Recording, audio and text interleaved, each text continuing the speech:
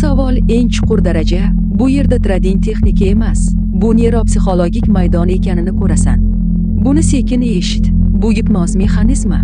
Trading grafiklarida dofamin orqali bozor seni qanday boshqaradi va bu jarayon qanday ishlaydi. Muhim haqiqat, bozor onli emas, lekin u inson miyasining zaif joylarini mukammal ochadi. Birinchi nuqta, grafik bu gipnoz ekranidir.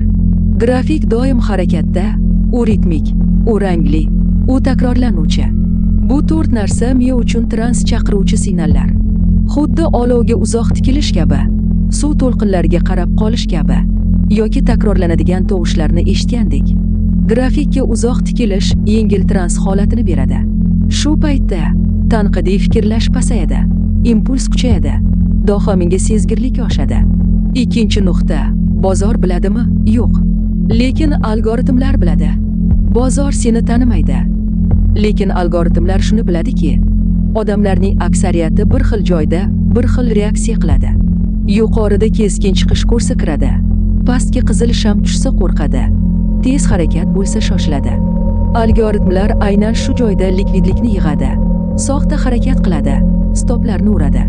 Bu gipnoz emas, bu refleksdan foydalanish. Uchinchi nuqta, dofamin va noaniqlik. Miya eng ko'p dofaminni natija noaniq bo'lganda chiqaradi. Shuning uchun ichingda shunday ovoz paydo bo'ladi. Hozir portlaydi. Yana biroz kutay, qaytib chiqadi.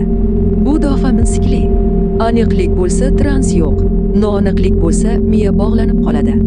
To'rtinchi nuqta, shamlar ritmi onni o'chiradi. Ketma, ket yashil shamlar ishonch beradi. Ketma, ket qizil shamlar qo'rquv uyg'otadi. Yashil va qizil aralashsa chalkashlik paydo bo'ladi. Bu paytda mantiq sekin o'chadi. Hissiy qarorlar yoqiladi. Impuls tezlashadi. Grafik bu hissiy kino. Uni ko'p tomosha qilsang ichiga kirib ketasan. Beshinchi nuqta, eng xavfli illyuziya. Men bozorni his qilyapman degan fikr.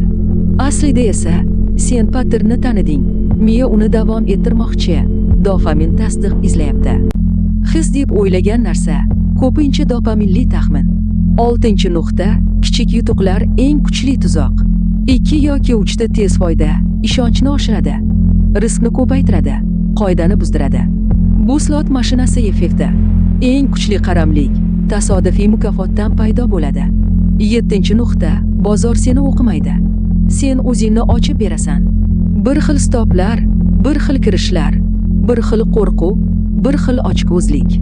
Algoritmlar aynan shu joyda uradi, aynan shu joyda qaytadi. Grafik bu sening psixologik xaritang. Yakuniy haqiqat. Bozor seni gipnozlamaydi. Sen o'zingni grafik orqali gipnoz qilasan. Dofamin seni avval tomoshabin qiladi, keyin ishtirokchiga aylantiradi, oxirida esa qurbon qiladi.